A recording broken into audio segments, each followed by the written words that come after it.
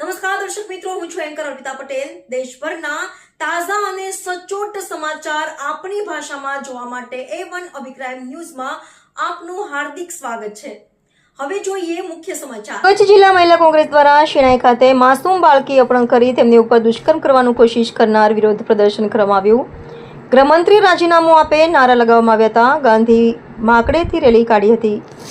કચ્છ જિલ્લા કોંગ્રેસના પ્રમુખ વીકે ઉંબલ, માજી પ્રમુખ યજુન્દ્રસિંહ, જુવેન્દ્રસિંહ જાડેજા, શહેર પ્રમુખ ભરતભાઈ ગુપ્તા, તાલુકા પ્રમુખ દેવેન્દ્રસિંહ ઝાલા, ગુજરાત પ્રદેશ કોંગ્રેસ KKC ચેરમેન ભરતભાઈ સોલંકી, ચેતનભાઈ જોશી, નિતેશભાઈ લાલન, બળવંતસિંહ ઝાલા, લાલજીભાઈ સથવારા, લતીફભાઈ ખલીફા, નરેન્દ્રભાઈ કેલા, મુસ્તકભાઈ સોઢા, ચોકસી જોન, અરુણભાઈ હાલણી, સબીરભાઈ કુરેશી, નવીનભાઈ અબચુગ, કિરીટભાઈ વણકર, પ્રતિકભાઈ સેગલ, વિશાલભાઈ ધેડા, ગુજરાત પ્રદેશ મહિલા કોંગ્રેસ ઉપપ્રમુખ કલ્પના જોશી, મહામંત્રી શેરબાનુ ખલીફા, કચ્છ જિલ્લા મહિલા કોંગ્રેસના પ્રમુખ રાધાસિંહ ચૌધરી, ઉમાબેન સૈની, બેલાબેન જોશી, જ્યોત્સનાબેન ઝાલા, જુમાબેન મહેશ્વરી, અમૃતબા જાડેજા, સીમાબેન રોય, કોમલબેન ચૌધરી, શીલાબેન, સરોજબેન જોશી, ગુડીબેન વગેરે ઉપસ્થિત થયા હતા।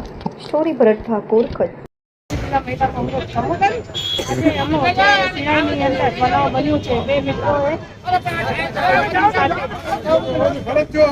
દુષ્કર્મ કર્યું છે, એના બાબતે આજે અમે રેલી કાઢીને એનો સખ્ત વિરોધ કર્યો છે।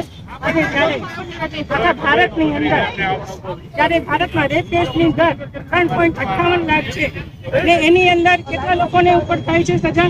ખાલી 5 લોકો ઉપર થાય છે। ત્યારે ફાસ્ટ ટ્રેક કોર્ટ બનાવવામાં આવી છે ત્યારે આપ જાણી શકો છો કે કેટલા લોકોને આજ દિવસ સુધી આ લોકોએ સજા કરી છે। આજે જ્યારે નલિયાકાંડ થયું છે તે પછી કેટલા એવા નિયમો કે કાયદાઓ થયા છે। નલિયાકાંડના જેટલા આરોપી હતા આજે એ છૂટા કરે છે। કેટલા લોકોને સજા થઈ એની અંદર ખાલી પૂરતું જેવું છે કે ખાલી FIR કાઢીને એના ઉપર ખાલી કલમો ચલાવવામાં આવે છે। આજે હું કહેવા માંગુ છું કે રાજકોટની અંદર 13 વર્ષની દીકરી જેને 33 વર્ષનું ગર્ભ રહી ગયું હતું ને એને ગર્ભપાત કરાવવા માટે હાઈકોર્ટે ના પાડી ને માસૂમ બાળકાએ માસૂમ દીકરીને જન્મ આપ્યો। તો આજે જયારે એવા બનાવો બને છે ત્યારે હર્ષ સંઘવી સાહેબ આપ આંખ કાન બંધ કરીને બેઠા છો। મોદી સાહેબ આપ કર્નિવલ જેવા એવા અનોખો એવા પ્રોગ્રામો તમે કરો છો પણ દેશની બેટીઓ ક્યાં દુઃખી છે શું છે એની તમે જરાય ભાન નથી। આજે હું બહેનો માટેની સુરક્ષાની વાત કરીશ તો તમારી ભાજપ સરકાર તદ્દન ફેલ છે। મહિલા સુરક્ષાના નામે જીરો છો તમે ને હર્ષ સંઘવી સાહેબ જ્યારે તમે લોકોની પાસે જઈને કે જ્યારે તમે મીડિયામાં એવી રીતે વાતો કરો છો કે એક અવાજ દેશો તો ત્યાં અમારો કાનૂન ઉભો છે તો લાવો કાનૂન। બેટીને ક્યાં સુધી સુરક્ષિત રાખવાનું રહેશે? બેટી ક્યાં સુરક્ષિત છે? ઘરમાં સુરક્ષિત નથી, બહાર સુરક્ષિત નથી, રોડ ઉપર સુરક્ષિત નથી, હોસ્પિટલમાં સુરક્ષિત નથી। તો હું એ જ કહેવા માંગુ છું કે દીકરીઓને ક્યારે ને ક્યાં સુરક્ષિત રહેવાની તમે જગ્યા સુરક્ષિત કરી આપશો એનો જવાબ હર્ષ સંઘવી ને મોદી સાહેબ આપે।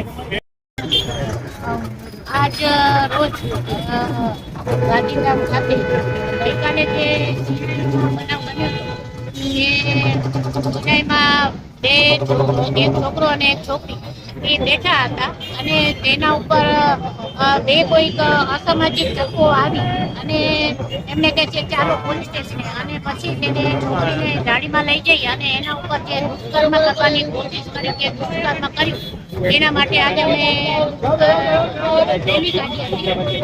મારે અહીંથી એટલું કહેવું છે કે બહુ મોટી વાતો કરી છે કે બેટી બચાવો અને બેટી બચાવો પણ બેટી જો બચે તો બને ને। આજે આપણા ગુજરાતની હાલત યુપી અને બિહાર કરતા પણ ખરાબ થઈ રહી છે। આજના જ કચ્છ મિત્રમાં તમે જોયું હશે તો 3 જેટલા જાતીય સતામણીના અને રેપના કેસ આપણે તો મીડિયા પેપર સામે આપણે આવી રહ્યું છે। બાકી તો જેમને એમ બારે નથી પાડવું એવા તો કઈ કિસ્સાઓ હશે। ખરેખર તો આવા કિસ્સામાં ગૃહમંત્રી જે મોટા ફાંકા ફોજદારી કરે છે એમણે ખરેખર હવે શરમ અનુભવવી જોઈએ અને ખરેખર એમનામાં નાક જેવી ચીજ નથી હોય તો એમણે રાજીનામું આપવું જોઈએ।